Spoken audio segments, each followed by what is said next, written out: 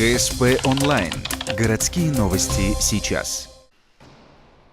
Пятница, 9:20, школа номер 21. Сегодня тут прошел необычный урок физкультуры. Вместо привычных упражнений – спортивные приемы. Вместо учителя – профессиональный тренер. Проект «Спорт-11» пригласил для мальчишек и девчонок инструктора по тэквондо, чтобы на 40-минутке он провел первоклашкам настоящую тренировку. Разминка короткая, так как урок очень маленький. И 2 базовых удара ногами. Детям это очень интересно. У нас вид спорта отличается от других высоким уровнем ударов ногами. Вот. И сегодня мы решили им это показать. Как отмечает тренер, школьники мало что знают об этом виде спорта, хотя в городе он активно развивается еще с нулевых. А среди ухтинцев есть даже чемпионы Европы и мира.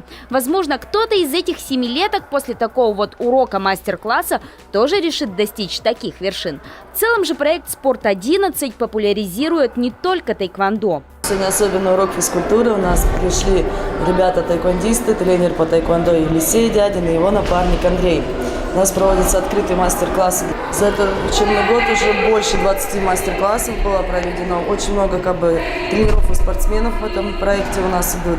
В следующем учебном году проект «Спорт-11» продолжит свою работу по планам организовывать такие специализированные уроки физкультуры в 1 и 4 учебных четвертях.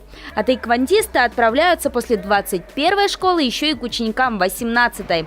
А потом они проведут свои мастер-классы и в других учебных заведениях города, в том числе и на уличных площадках.